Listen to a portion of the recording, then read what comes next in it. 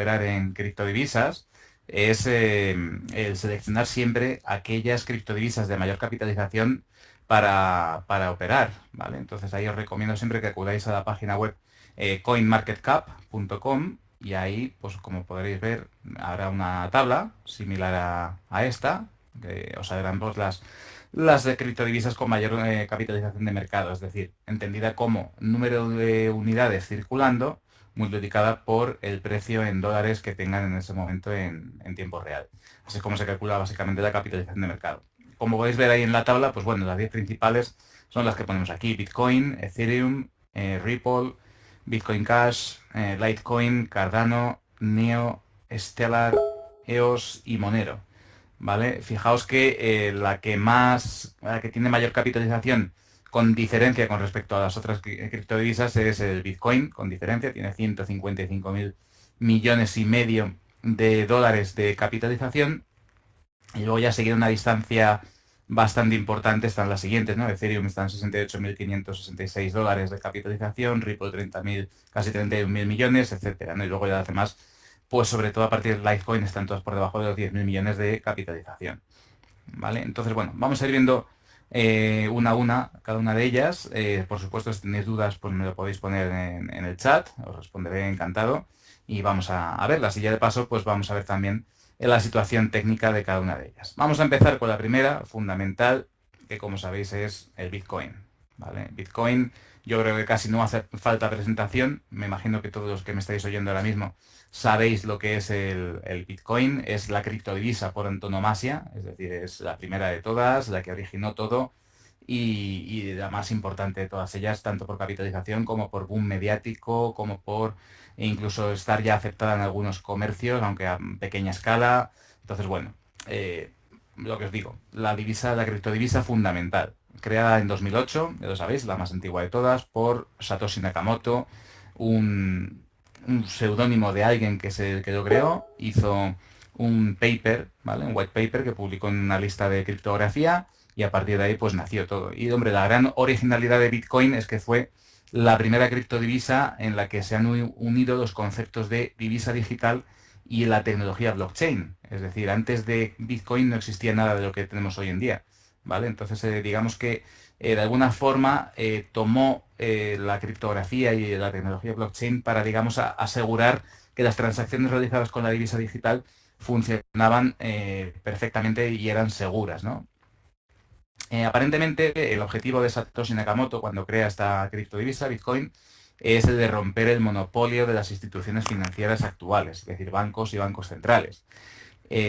Bueno, esto es una cosa que se deduce del hecho de que en algunos de los bloques que se generan cuando digamos, se va creando la cadena de bloques de Bitcoin, pues en el primero de ellos se incluyó una pequeña frase haciendo referencia a que el Banco Central de Inglaterra tenía que actuar para salvar, digamos, a los bancos ingleses, ¿no? Y de alguna forma hizo referencia indirectamente al sistema bancario actual, ¿no?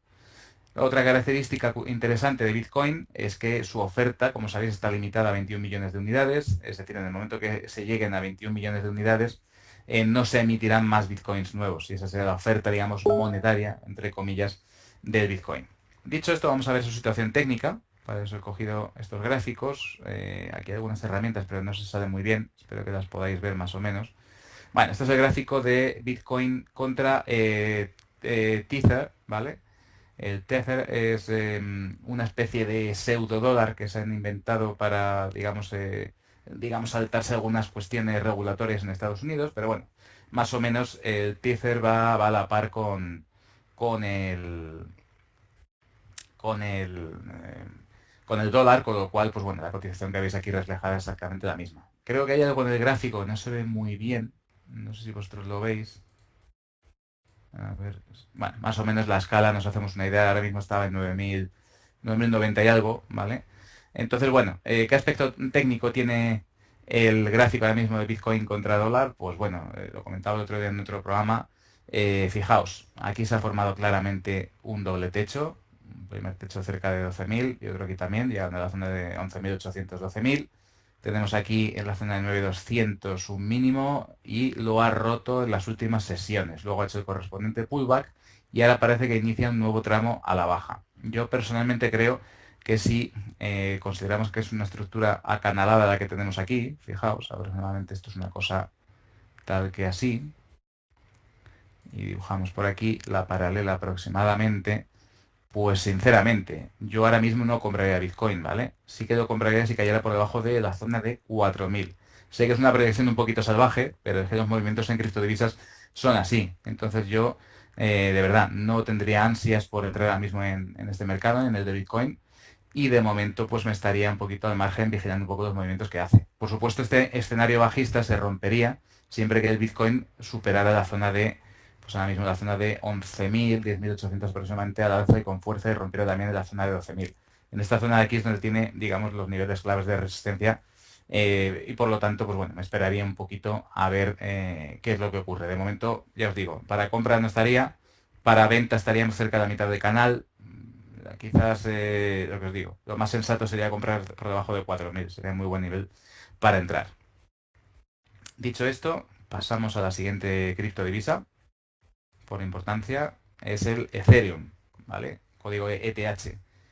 Esta fue creada por Vitalik Buterin, un programador ruso que estaba inicialmente en el equipo que creó Bitcoin, vamos, que se unió a Bitcoin en el año 2010, y se le ocurrió a Vitalik Buterin, ¿por qué no crear un nuevo sistema que, además de permitir realizar transacciones económicas, pues nos permita también crear contratos inteligentes asociados a esas transacciones, ¿no? Es decir, pues que se producen una serie de, digamos, de respuestas frente a una serie de acciones, ¿no? Y todas son programadas y ejecutadas en el momento que se desencadena un determinado gatillo o trigger, ¿no? Entonces, bueno, pues esto es un poco la idea de Ethereum, la posibilidad de crear contratos inteligentes. Hay un símil muy bueno que me gusta mucho para explicar esto de los contratos inteligentes, y es que, aunque no lo sepáis, muchas veces usamos contratos inteligentes en el día a día, muy primarios, muy primitivos, que sería, por ejemplo, el caso de las máquinas de vending, ¿no? De Coca-Cola. Si uno llega y echa una moneda en la máquina automáticamente nos da la botella o la lata de Coca-Cola, ¿no? Pues ese sería un ejemplo clarísimo de contrato inteligente. El evento que desencadena el contrato es la introducción de la moneda, y a partir de ahí se producen una serie de mecanismos que generan la producción de esa lata que sale de la máquina fría, ¿no? Ese sería un poco el funcionamiento de un contrato inteligente. Y además Ethereum pues, está llamado, digamos, de alguna manera a competir con Bitcoin, incluso superarlo y quitarle el puesto en algún momento, porque actualmente en la red Ethereum, ¿vale? Se desarrolla todo lo relacionado con las ICOs, es decir, las salidas a cotización, ¿no? de nuevas divisas o tokens, las DApps, las aplicaciones descentralizadas, y las DAOs, es decir, las organizaciones también descentralizadas. Todo esto, todo este movimiento de descentralización es posible instrumentarlo gracias a la red Ethereum, donde se pueden programar estos contratos inteligentes. Dicho esto, vamos a ver aspecto técnico. Vale, parece que esto nos ha saltado aquí una ventanita. Vale, quitamos esto un poquito de aquí. Vale. Vale, fijaos, pues ahora mismo está cotizando los $686, ¿vale? El aspecto técnico es ligeramente mejor que el de Bitcoin, aunque tampoco muy halagüeño.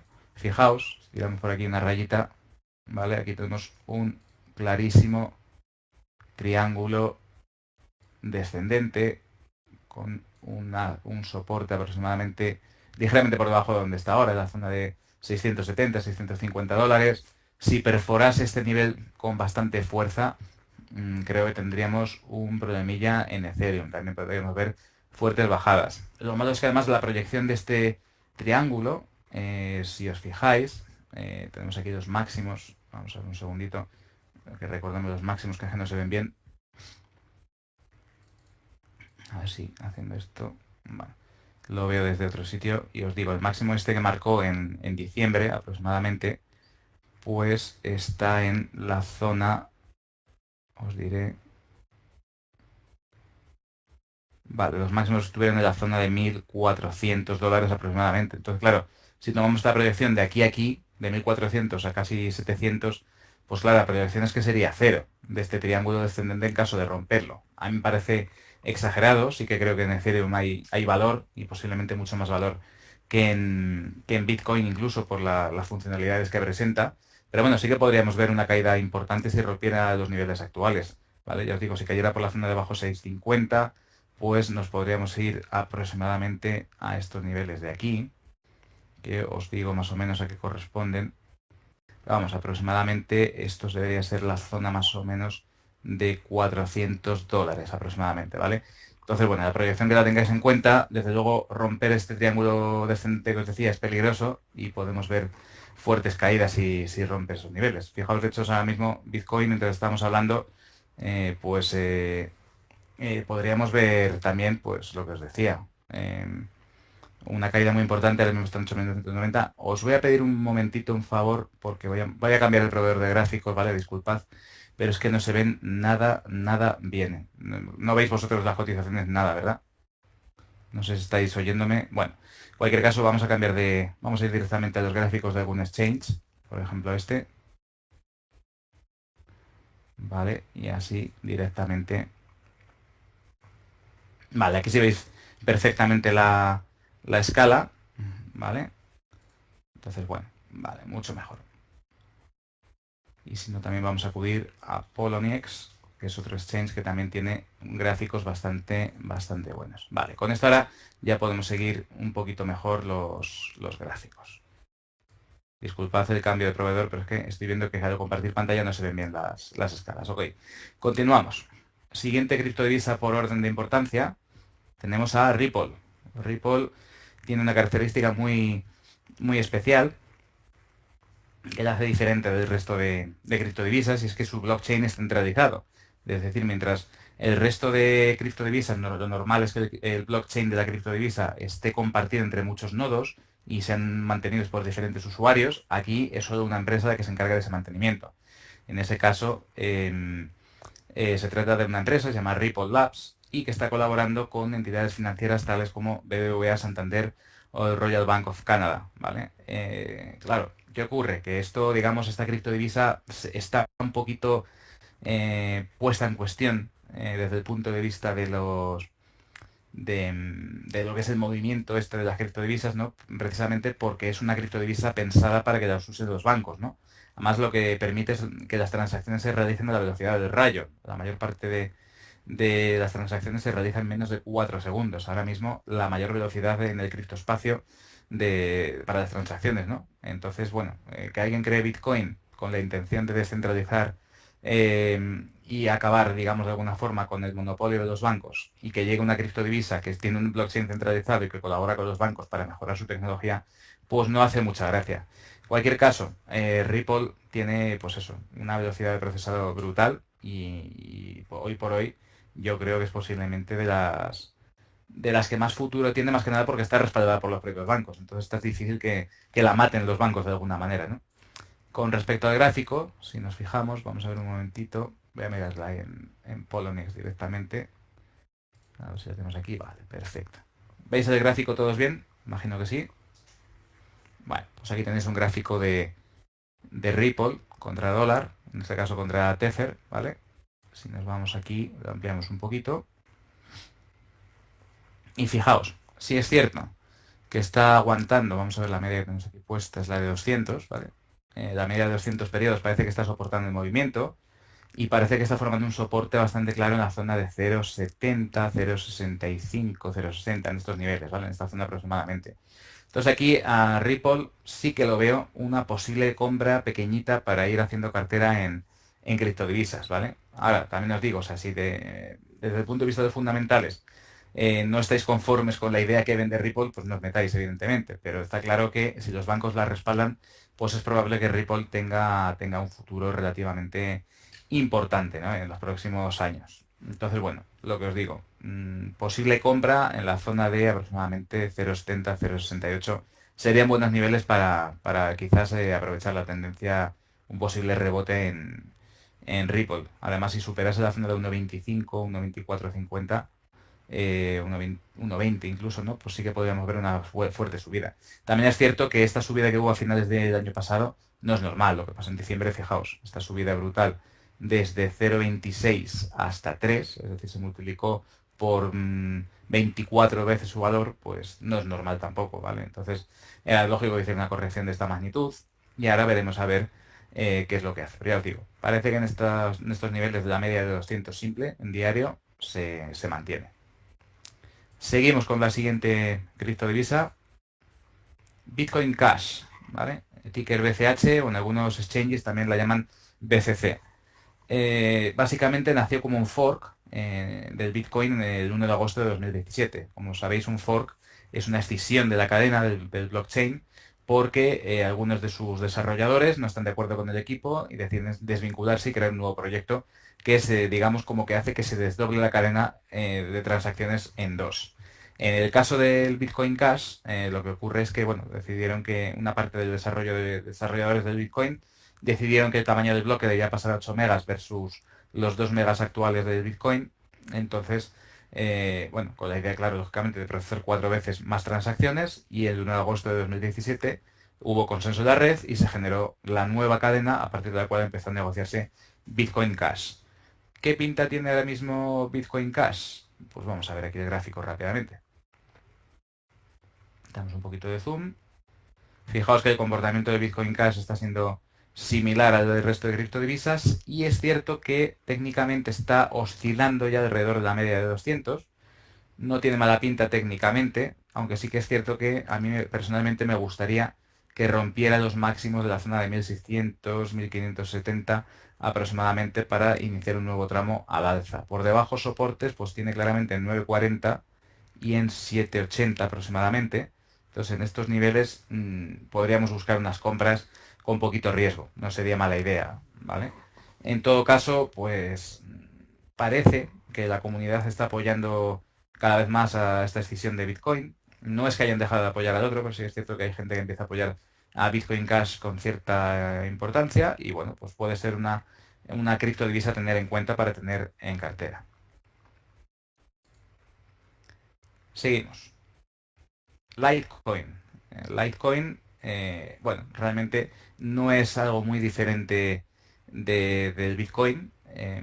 Está creada por Charlie Lee, que estaba inicialmente también en el proyecto del Bitcoin, y se hace la analogía, ¿no?, de que si el Bitcoin es el oro digital, pues el Litecoin es la plata. Realmente es una analogía que se ha hecho porque tradicionalmente, ahora menos, pero tradicionalmente Litecoin y Bitcoin han estado de siempre algo correlacionados, ¿no? Entonces, bueno, se les ha puesto un poco a la par. Y básicamente las ventajas de Litecoin, esto es algo que sucede con casi todas las criptodivisas que parten de otros proyectos previos, pues las ventajas son que procesa más transacciones por minuto y con menores costes que el Bitcoin. Es decir, al final, todas las criptodivisas que han ido saliendo nuevas con los años, lo que han pretendido es mejorar bastante digamos, el proyecto previo, ¿no?, del que parten. Siempre la idea es mejorar la eficiencia, el funcionamiento, etcétera. Dicho esto, veamos el comportamiento del Litecoin. Hacemos un poquito de zoom. Fijaos que viene a respetado aquí a principios de febrero, que viene a respetar la media de 200 en diario. Ahí hay dos mínimos justo clavados, desde ahí inició exactamente el rebote. Y ahora mismo diría que Litecoin está un poquito en tierra de nadie, ¿vale? El nivel actual de 177 dólares, pues está un poquito ahí, digamos, en vilo. Si os fijáis, hay una zona de congestión entre 200 y 170, 160 aproximadamente. Y hasta que no salga de ese rango, pues no haríamos nada en principio, ¿no? Yo, si rompiera por abajo los mínimos y se frenase nuevamente en la media de 200, que ahora mismo está en 135, 137, pues si cayera ahí también sería una posible compra para reabrir, vamos, para iniciar una secuencia de compras en diferentes niveles, ¿no? No metería todo el capital, evidentemente, como ya os comenté, yo la forma que tengo de trabajar es ir comprando a poco, escalonando bastante, porque la volatilidad que tienen las criptodivisas te obligan a hacer las compras de esa manera, no puedes entrar con todo el dinero en un único nivel. Y bueno, pues aquí la verdad que tiene buena pinta, ya os digo. Compras en la zona de 135, 137, que serían cerca de la media de 200, pues bueno, son buenos niveles, ¿vale? Aún así, de momento, pues la tendencia aparentemente es bajista. Si os fijáis, los máximos son decrecientes, y es cierto que este rebote rompe un poquito con la tendencia, pero ahora mismo, mientras Bitcoin y el resto de criptodivisas no coja un poquito de tendencia y de tirón al alza, no deberíamos estar dentro, ¿vale? Casi siempre, casi es mejor esperar a que haya una oportunidad de verdad después de una fuerte caída. Continuamos, más criptodivisas interesantes. Aquí tenemos a Cardano. Cardano, es una criptodivisas que pretende hacer sombra a Ethereum, ¿vale? En principio el proyecto tiene muy buena pinta, lo desarrollan Charles Hoskinson y Jeremy Booth, que proceden del mundo académico y tienen vínculos con otros profesores de universidad. Y bueno, pues digamos que los contratos los inteligentes que permite diseñar pues son más potentes y más eficaces, ¿no? Además, como curiosidad, os comento que Cardano, el nombre viene de Girolamo Cardano, que es un matemático italiano del siglo XVI, que además está presente en muchísimas cosas cotidianas de nuestra vida, como en el árbol de transmisión de los coches o incluso en un cráter de la Luna que se llama Cardano, precisamente. Entonces, bueno, eh, es curioso, ¿no? Yo a Cardano personalmente sí que le veo cierto recorrido. Vamos a ver si lo tenemos en Binance, que creo que sí. Es que cotiza todavía muy poquitos sitios, además cotiza frente a Bitcoin, ¿vale? Vamos a ver, aquí está, Cardano. Y Cardano con Bitcoin, pues lo que tiene es un poco la misma situación. Es una criptodivisa bajista, además no tiene fortaleza frente al Bitcoin, como podéis ver, es bastante, o sea, ha ido cayendo a medida que el Bitcoin también, por lo cual ha bajado más en términos relativos. Y realmente tampoco se ven grandes posibilidades. Tampoco tiene mucho histórico, realmente ha salido a cotizar en los exchanges hace 3 4 meses, en la mayoría de ellos, con lo cual no tenemos tampoco grandes referencias. Sí es cierto que en estos niveles de aquí, que son los 2.477 satoshis, que aproximadamente se corresponderá con unos 23 céntimos más o menos, pues sí que parece que se está frenando y que podría ser una oportunidad de compra. Pero yo, para asegurar, me esperaría que supere los 3.354 satoshis. ¿Vale? Satoshis, por si no lo sabéis, son el octavo decimal de este número tan largo. Entonces, la forma de leer esto normalmente es de hablarlo en términos de miles de satoshis, 10 miles de satoshis, etcétera, ¿no? Porque la unidad mínima es 0,00000001. Entonces lo comento como curiosidad, ¿no? Entonces, bueno, en Cardano yo de momento me estaría tranquilo, esperaría que consolide, ya os digo, los niveles de 2000, 2100 satoshis con vistas a que rompa la zona de 3300, 3400 satoshis. Pero de momento también me estaría fuera en este caso, ¿vale? Seguimos. Neo. Neo es la criptodivisa que antes igualmente se conocía como Antshares, ¿vale? Y es el denominado Ethereum chino o Ethereum del Este, ¿no? Lógicamente está hecho en China y la idea es la misma. En la creación de smart contracts, de contratos inteligentes, con la ventaja además de que en el caso de Neo también se pueden crear activos inteligentes o digitales, ¿no? O smart assets. La idea básicamente es, de esto de los smart assets, es poder, digamos, certificar digitalmente que un activo es tuyo en términos digitales. Puede ser, por ejemplo, una propiedad intelectual o puede ser algo intangible del mismo tipo, pero también pueden ser títulos de propiedad de una vivienda o de un terreno, ¿no? Es decir, la idea al final es convertir todo en activos digitales que se puedan representar, comprar, vender, negociar y asegurar la titularidad gracias a la seguridad que proporciona el blockchain, ¿vale? Como curiosidad os comento que Neo además pues recientemente ha firmado un acuerdo de colaboración con Microsoft, con lo cual pues bueno, también parece un proyecto prometedor.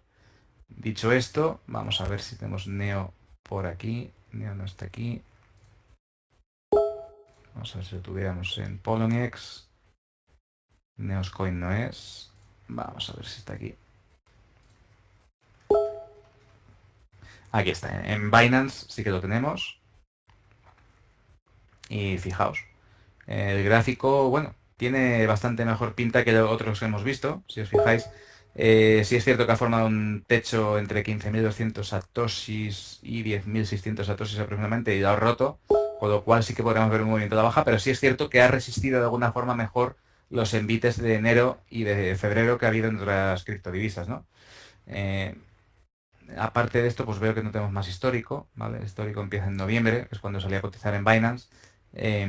Y bueno, aquí podéis ver, fijaos, que ahora mismo realmente soportes hasta la zona de 7.300, 7.200 satoshis no tiene. No hay, no hay ningún sitio donde apoyarse. Con lo cual, posiblemente esta caída que ha iniciado tras romper este triple techo que veis aquí, pues posiblemente nos lleve hasta estos niveles e incluso podríamos vernos en la zona de 5.100 satoshis, que sería estos niveles de aquí aproximadamente. De momento, mientras esté por debajo de las medias que veis aquí, estas son un poquito más cortas que la que veíamos antes de 200, pero nos dan una cierta referencia y bueno, el haber roto este techo junto con la rotura de las medias, pues no nos hace pensar que posiblemente siga bajando y puede llegar a estos niveles que os comento. ¿Vale? Continuamos. Stellar. Stellar, o lo que se conoce también como Lumens o Stellar Lumens, ¿vale? Tiene dos códigos, XLM o STR, en función de donde miréis en qué exchange, ¿vale? Y aquí es curioso porque los creadores de esta criptodivisa son Jeff McCaleb y Joyce Kim, y precisamente Jeff McCaleb estuvo, por un lado, en la creación de eDonkey, no sé si os acordáis de eDonkey, que era el precursor de Mule, es decir, de estos programas de intercambio peer-to-peer, ¿no? Entonces, bueno, fue uno de los que impulsó y Donkey, y luego además estuvo en la fundación, digamos, en la creación del exchange MTGOX, que ya sabéis luego cómo acabó, ahí ya McCaleb se había ido cuando acabó mal la cosa, pero fue uno de los creadores de aquel exchange, ¿vale?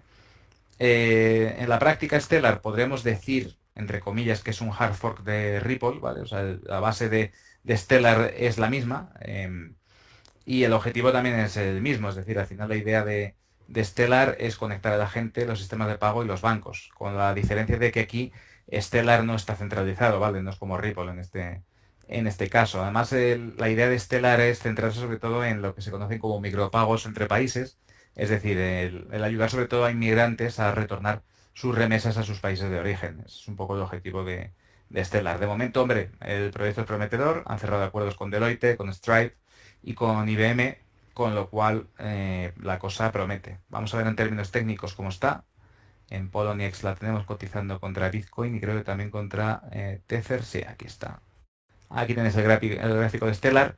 Podéis ver que es muy parecido al de Ethereum, ¿vale? Veis ahí que hay un triángulo descendente que lleva desde los máximos de diciembre, enero, ¿vale? Y aquí tenemos un soporte muy claro en la zona de 26.200 satoshis. Entonces, muy atentos, yo estaré muy atento. Ah, no, no son satoshis, perdón, son centavos de dólar, ¿vale? Disculpad que estoy mirando contra el Tether. Entonces, bueno, pues hay un soporte claro en la zona de 0,26 dólares y no debe perder esa cota, ¿vale? Ahí parece que tiene un buen soporte. Aquí tuvo una resistencia precisamente en ese nivel que después rompió con fuerza y ahí parece que aguanta bastante bien ahora que se ha convertido en soporte. No sería nada arriesgado comprar en 0,26 en esos entornos, incluso un poquito más abajo en la zona de 0,21, que es por donde está la media móvil de 200. Stellar podría ser un buen candidato a compra junto con la que comentábamos antes, ¿vale? Que era, si no recuerdo mal, estábamos viendo, habíamos dicho cuál, Bitcoin Cash, habíamos dicho, ¿no? Si no me equivoco. Vamos a ver. Sí, Bitcoin Cash también estaba en una zona bastante interesante. Bueno, pues esto sería un poquito el tema para Stellar. Interesante, ya os digo, para compra en el corto plazo. Sobre todo si eso, si llega a este soporte que es la zona de 0,26 o a 0,21, que es la media móvil de 200 periodos. Ok, continuamos. Otro proyecto muy interesante, EOS, ¿vale? Esta sí que lleva muy poquito tiempo. Fue creada por Dan Larimer, ¿vale? Que lanzó una ICO en mayo de 2017. Una ICO además que tuvo bastante impacto mediático porque llegó incluso a tener un anuncio en las pantallas de Times Square en Nueva York, con una cuenta atrás de lo que quedaba para que se terminase la ICO, con lo cual fue todo un éxito, lógicamente. También está orientada a diseñar smart contracts más eficientes que los de Ethereum, de ahí que lo llamen el Ethereum Killer, ¿vale? Es el sobrenombre que le han puesto en el mercado. Y la idea fundamental o idea final de EOS es crear al final un sistema operativo completamente descentralizado sobre el que los desarrolladores puedan crear sus propias aplicaciones al estilo de Ethereum, ¿no? Pero sobre una plataforma que es un sistema operativo descentralizado, ¿vale? Nuevamente veamos qué pinta tiene. Vamos a ver. Creo que aquí en Poloniex no está. Pues miramos en Binance, que sí me suena que está. Vamos a ver. Aquí está. Aquí tenéis el gráfico. Y fijaos, lo mismo, tenemos un aspecto técnico bastante feo. En este caso es contra Bitcoin el gráfico, ahora sí, ¿vale? Son satoshis, lo que vemos en el eje de la derecha. Y bueno, pues vemos que ahora mismo cotiza en los 63.170 satoshis y está por debajo de todas las medias móviles, ha roto soportes y muy previsiblemente el nivel donde se pare esta cripto sean los 51.000 satoshis, que es donde os estoy marcando ahí el soporte. Lo veis claramente, ¿no? Que hay unos mínimos ahí, donde es muy probable que se pare, además viene reforzado por estos máximos de aquí también. Sería un nivel interesante para introducir alguna pequeña compra en esta criptodivisa, en EOS, ¿vale? Entonces, tomad nota, en la zona de 51.000 satoshis aproximadamente podríamos tener una compra interesante en EOS, ¿vale? De momento me estaría quieto. En general, vamos, ya podéis ver que la tónica generalizada es que todas las criptodivisas están en modo bajista. Además, Bitcoin pues corre un peligro importante por el gráfico que os he enseñado, por la figura que presenta. Y yo me esperaría también a que Bitcoin al menos frene sus caídas o se relaje un poquito, digamos, antes de abrir ninguna posición, porque de alguna forma Bitcoin es un poco la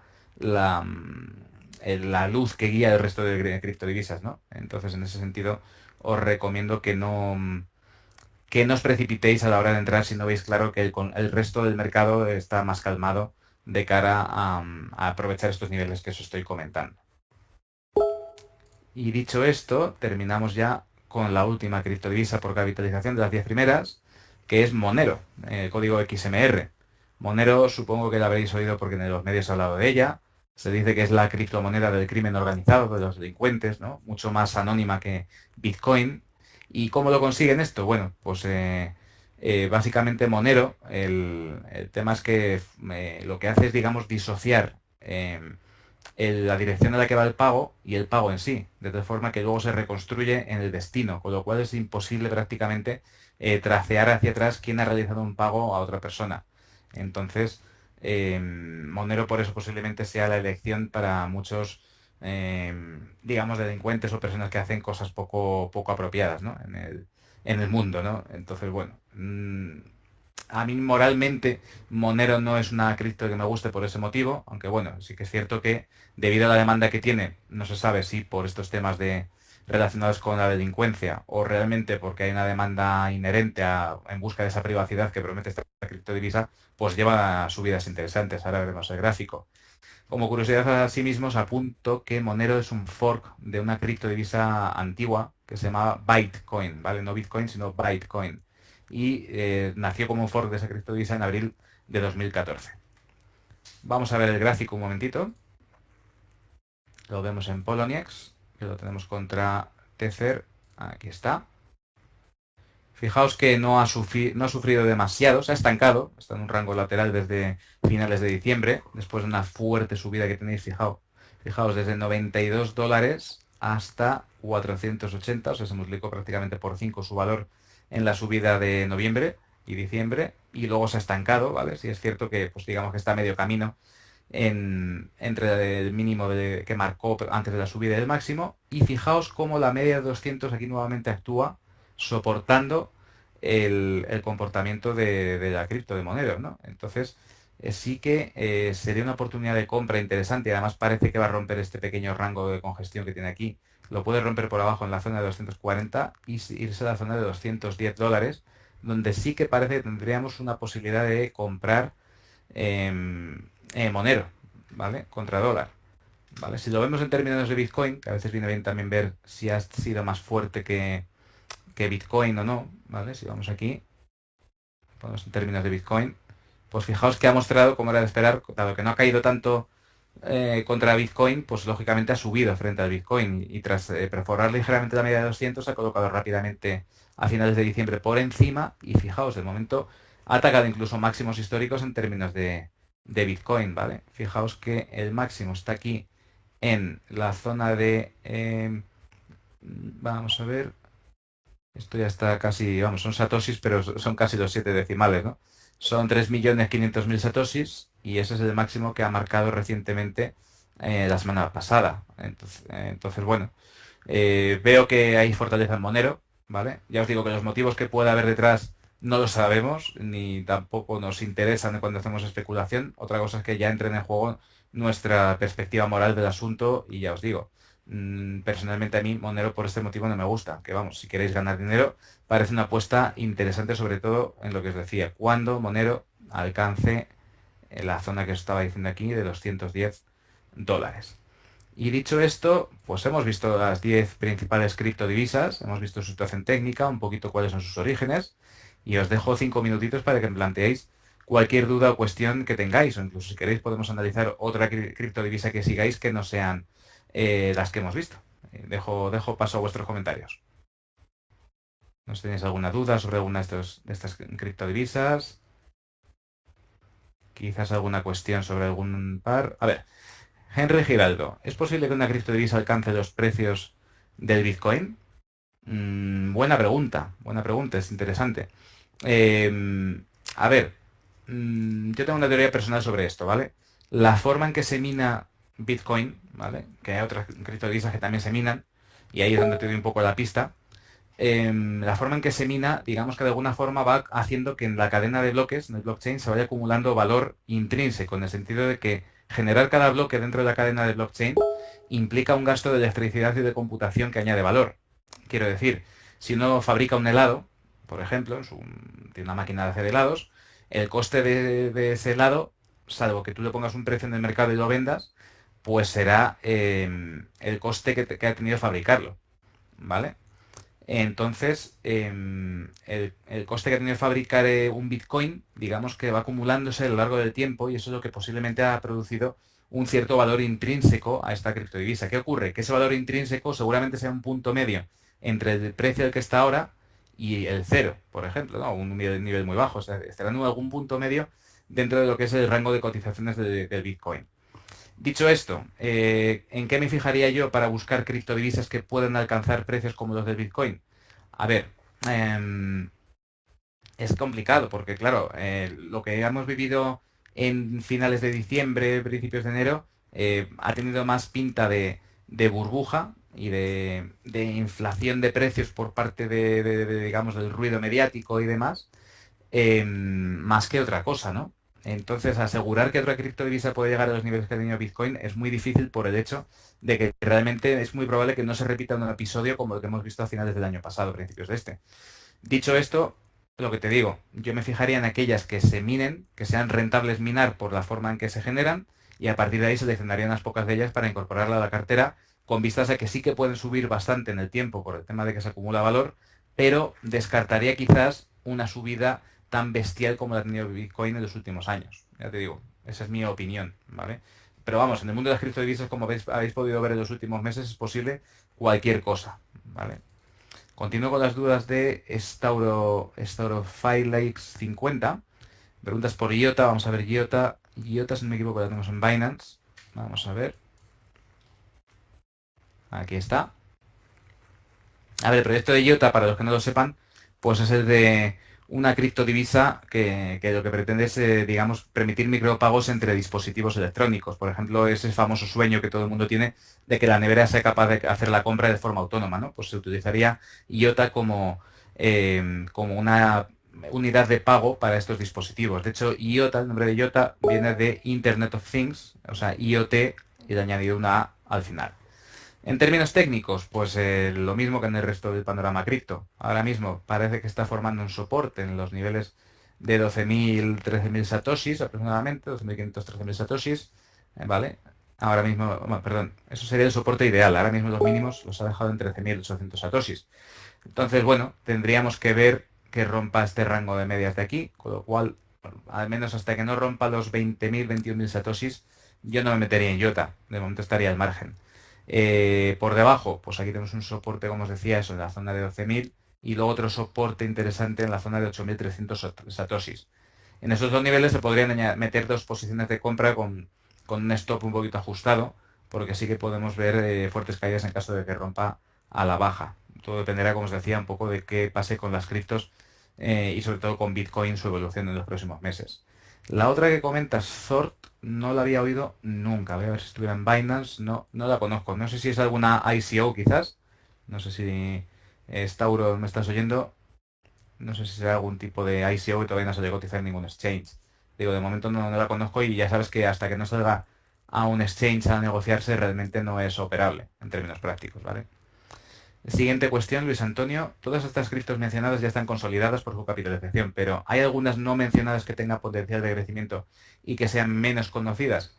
Pues efectivamente, sí que las hay. A mí personalmente mi apuesta para este año, que me ha decepcionado porque al final no ha salido como esperaba, pues era Roblox, que luego pasó a llamarse Nano.